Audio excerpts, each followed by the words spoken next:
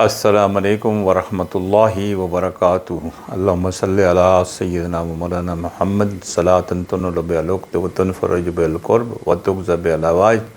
وتنال بها الرغائب وحسن الخواتیم ویستسقی الغمام بوجہ الکریم وعلی آلہ وصحبہ فی کل لمحۃ ونفس بعدد کل معلوم اللہ۔ پچھلی قسط میں ہم نے قمر کی منازل کے متعلق بات کی تھی،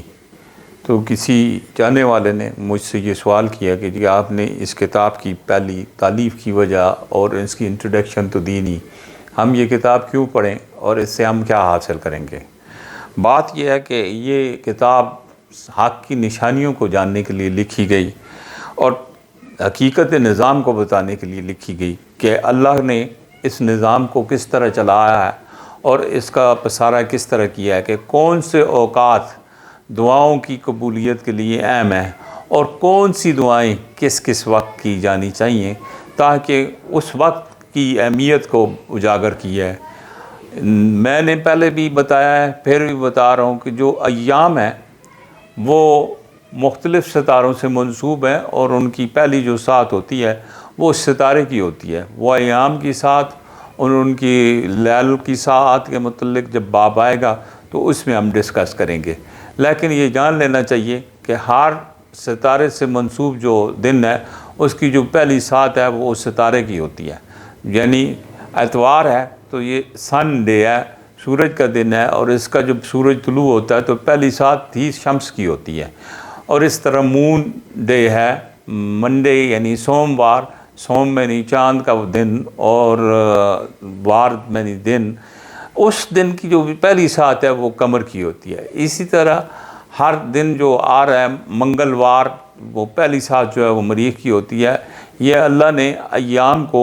ستاروں سے منسوب کر دیا ہے اور ان میں ساتیں جو ہے انہی کی مناسبت سے چلتی ہیں۔ پہلی سات جو ہے وہ شمس کی ہوگی، دوسری قمر کی ہوگی، تیسری مریخ کی ہوگی، چوتھی عطارد کی ہوگئی، اس کے بعد زہرہ کی ہو گئی، اس کے بعد یہ الغرض اسی طرح جو ہے تمام ساعات جو ہے بوقت ضرورت چلتی ہیں، اور ہر ساتھ میں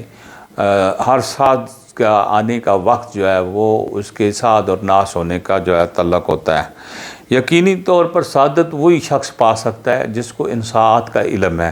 اور جب وہ اس میں شریعت کے احکامات کی توفیر کرے گا اور اپنی دعائیں اور حاجات رب کریم کے پاس پیش کرے گا تو اللہ تعالیٰ اسے ان میں ثمرہ بھی اسی طرح دیں گے، کیونکہ کل امر مرہون باوقاتہا،